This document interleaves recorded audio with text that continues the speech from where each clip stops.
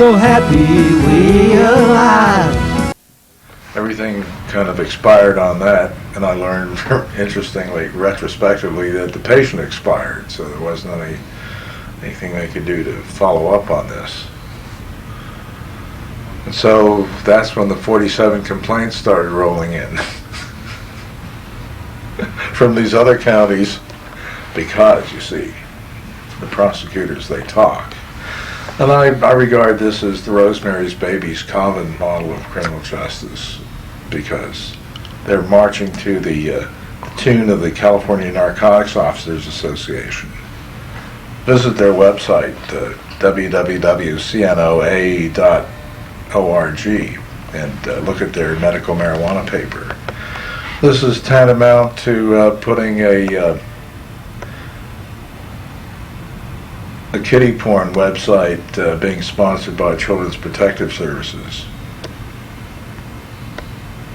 because everything they say in their medical marijuana position paper denies that cannabis has any medicinal value.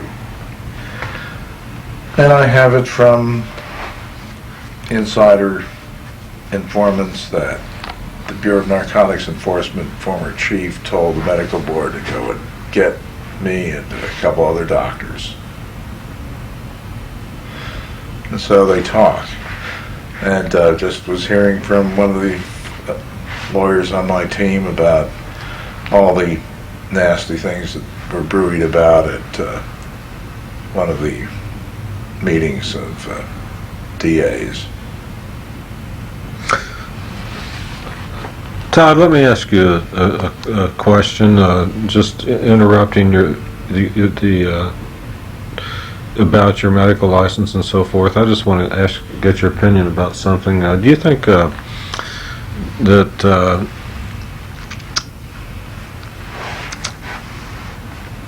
the issue of medical marijuana, which is a priority issue in your triage of issues, medical marijuana versus decriminalization or legalization of marijuana? Medical. You think medical marijuana is a primary issue Yes. How about It's been that issue for me since I did marijuana medical papers 1893 to 1972. but with the alcohol prohibition, we didn't go from a phase of alcohol prohibition to medical alcohol, which in fact is used for certain conditions. Alcohol is prescribed. It's a very rare situation, but we went from alcohol prohibition to alcohol legalization Without any medical. Well, because it was never prohibited medically, it was prohibited. but it was permitted to be used medicinally and sacramentally. Alcohol? Yes. Oh, that's true, isn't it? And so the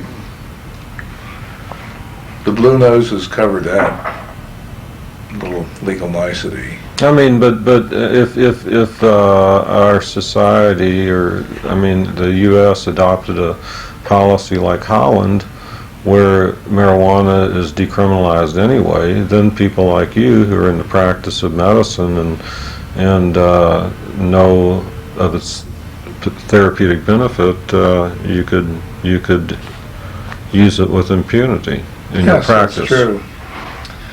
And I'm looking forward to my colleagues discovering what a wonderful medicine it is, compared with many of the patented potions that they promote, which are not free from adverse effects. But all this is covered up, managed information for these problems. And I'll tell you what will happen. I was sued for an unexplained death for a psychiatric inpatient on a moderate dose of thioridazine, Mellaril.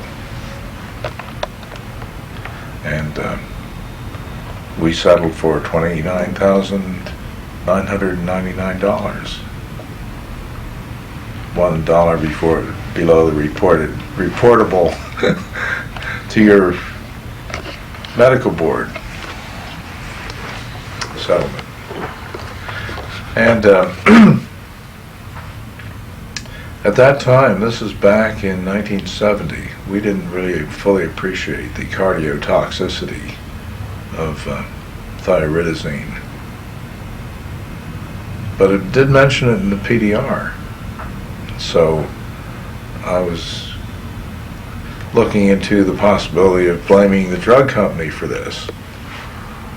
And the response from Sandoz was, you try that and we'll countersue and we'll ruin you.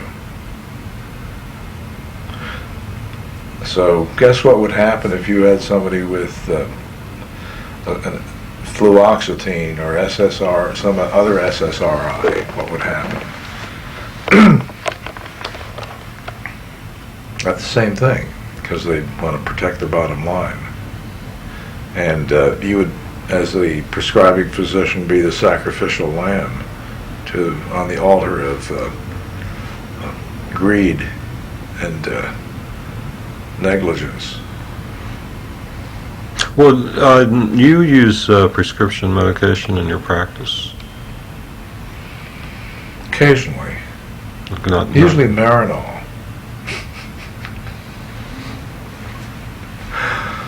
I have a lot of experience with prescribing Marinol. Positive? Very positive. I have a group of patients in my practice that prefer Marinol to marijuana. Consistency of dosage and availability through the pharmacy, and maybe generous insurance policy or some affluence. What do you think would happen with your practice if marijuana were decriminalized? Do you think everyone would self-medicate and not consult you, or what? Well, I hope that my colleagues would start realizing what a wonderful, safe, and effective medicine it is and start doing it, but because of the fear engendered by different kinds of threats, federal and state, and also with their colleagues,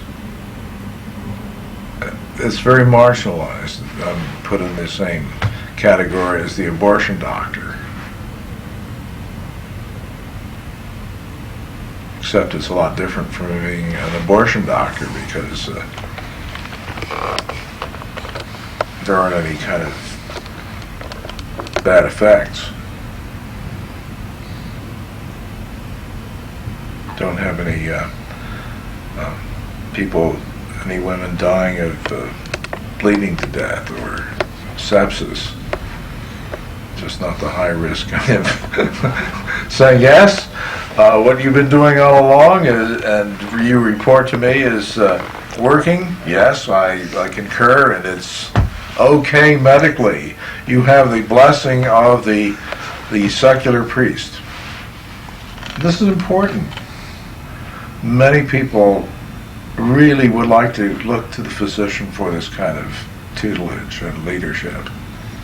And I'm just so pleased with my relationships with my patients as an ally and a coach, rather than a father figure or parental unit for them to run their transference numbers on. And it's not like being a script doc for some addictive drug, like some benzodiazepine or something like that. It's not like having giving people medicines with bad side effects that they will tolerate because they want to get better. So high compliance.